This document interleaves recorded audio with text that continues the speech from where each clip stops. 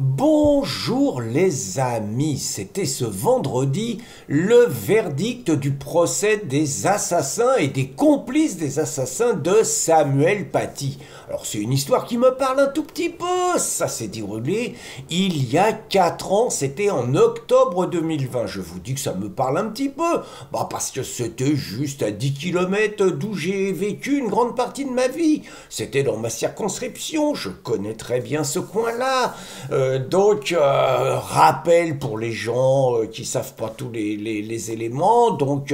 Samuel Paty est prof d'histoire, il applique le programme, on parle de la liberté d'expression, il prévient les gens de la classe qu'il va faire voir des photos qui sont prévues dans le programme, des dessins de caricatures, il propose aux musulmans, aux élèves musulmans que ça pourrait choquer de sortir de l'école, de la classe et tout. Je veux dire, le mec se borde bien. Il n'empêche qu'il y a une élève, une collégienne de 13 ans qui n'était pas présente au cours, qui fout le bordel à peu près partout où elle passe et qui raconte à son père qu'il a montré le prophète nu, que le prophète était noir. Elle monte un turbin, un mensonge. Le père, qui est un islamo, va foutre le souk à l'école, dit que ça va pas se passer comme ça, qu'il va revenir avec du monde. Il se maque avec un prédicateur islamo-radical qui descend à l'école aussi. Il y a des intimidations énormes, ils lui foutent le bordel sur les réseaux sociaux, en racontant naturellement que Samuel Paty doit payer et tout, et à l'arrivée, vous avez un Tchétchène qui se pointe avec un couteau, conduit par 2 autres personnes, dont une qui lui achète le couteau.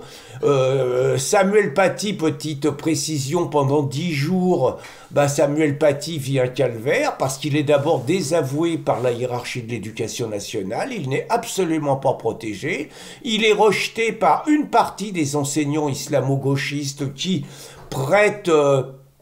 prêtent une oreille attentive aux propos des islamos et qui lui reproche d'avoir fait ce cours qui était juste prévu par le programme de l'éducation nationale.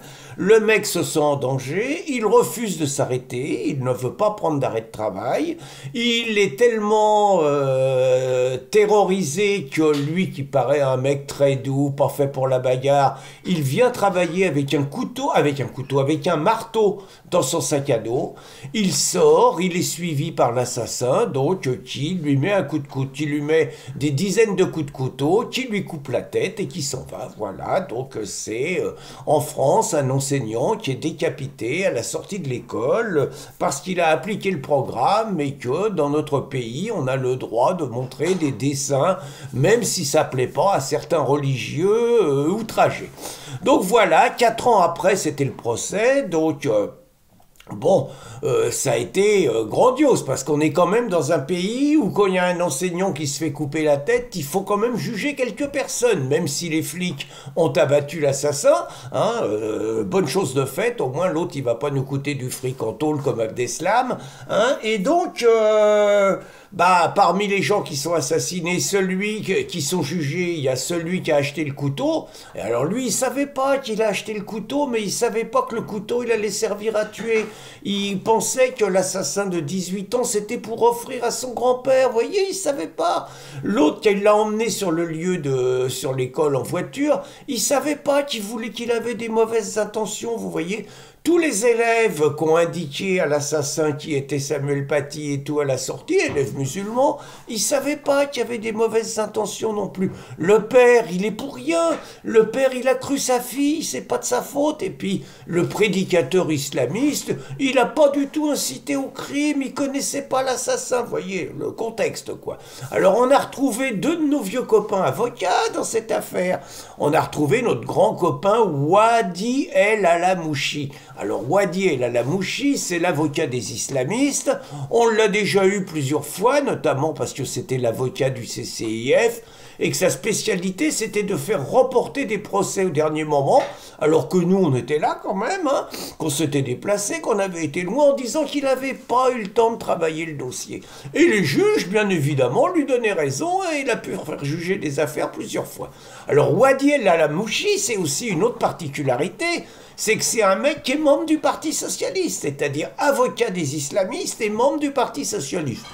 Comme ça, supposons que vous ayez un avocat membre du Rassemblement national qui défende des néo-nazis, je suis pas sûr qu'il n'y aurait pas des campagnes de presse là.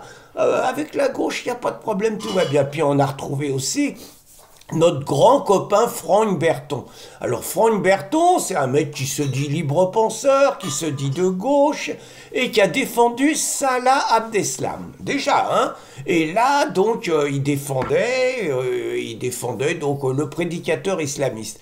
Ce qui est intéressant, c'est que Franck Berton, comme Dupond-Moretti, c'est des mecs qui disent que, pour justifier quand même un peu le choix de leurs clients, c'est des mecs qui disent que dans un état de droit, tout le monde a le droit d'être défendu. Nous, on est d'accord. Mais par exemple, je me rappelle avoir sollicité Dupond-Moretti pour qu'il nous défende, nous, comme dans un et qui défendait, lui, gratuitement un frère Mera. Hein, c'est ce qu'il disait. Pour qu'il nous défende gratuitement, nous aussi, parce qu'on n'avait pas de sous, puis qu'on était attaqués, puis que c'était notre droit. Pas de réponse. Franck Berton, on l'a sollicité pour qu'il défende Christine Cazin. Elle aussi, pas beaucoup de sous et beaucoup de procès. Pas de réponse. Par contre, pour défendre les islamos, ils sont là. Donc, bon, les verdicts, on les connaît. Hein, les deux jeunes qui ont accompagné l'assassin, ils se prennent 16 ans. Le prédicateur islamo, il se prend 15 ans. Et le père de la gamine, qui a foutu le bordel, il se prend 13 ans. Entre nous, je trouve incroyable que la gamine, elle s'en sorte, guillemets, les cuisses propres, si j'ose dire, alors que c'est quand même elle qui a manigancé tout. Ce qui est intéressant, c'est les réactions après ce verdict.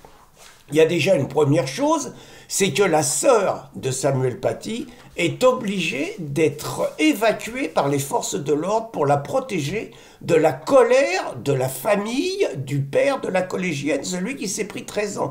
C'est-à-dire qu'on est dans un pays, la France, cette nana a perdu son frère dans des circonstances sordides, j'imagine ce que doit être son quotidien quand elle pense aux derniers jours, aux derniers instants de son frère, le calvaire quotidien que ça doit être. Elle se bat remarquablement, Michael Paty, pour que la vérité soit connue, pour que la démission et la trahison de l'éducation nationale soient reconnues, et puis pour que les assassins de son frère et leurs complices soient quand même punis à hauteur de la gravité de leurs crimes. Et c'est elle, en France, qui doit être évacuée sous les menaces d'une famille d'islamistes. Et cette famille qui se comporte comme ça, qui manifestement n'a pas le moindre remords par rapport à ce qu'a fait la collégienne, par rapport à ce qu'a fait le père, cette famille se permet d'insulter et de menacer la sœur de la victime, et cette famille n'est même pas expulsée.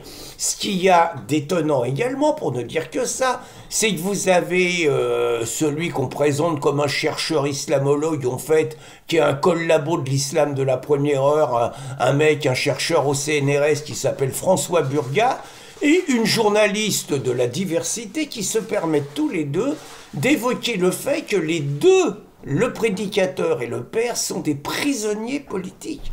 Des prisonniers politiques parce qu'ils ont encouragé, mis en place toutes les conditions pour qu'un professeur se fasse couper la tête par un de leurs coreligionnaires, par un de leurs disciples. Et les mecs, c'est des prisonniers politiques. Mais on croirait les insoumis parlant des terroristes palestiniens, vous voyez, qui sont jamais des assassins, qui sont jamais des terroristes, qui sont jamais des islamistes, mais qui sont des combattants, et quand ils sont arrêtés et mis en tôle par Israël, on croirait donc ils les en parlent comme si c'était des prisonniers politiques. Ces deux raclures, des prisonniers politiques, il faut quand même oser. Alors, je n'ai pas vu par contre de réaction de Thomas Porte, celui qui est le véritable porte-parole du Hamas en France, le député insoumis du 9-3, qui se relâche un petit peu parce qu'en temps normal, il aurait amené tout son soutien donc à ces deux prisonniers politiques et à leurs familles. En attendant, naturellement, hommage à la combativité de Michael Paty et bon courage à elle pour la suite et chapeau bas pour la détermination dont elle a fait preuve. Bonne journée les amis!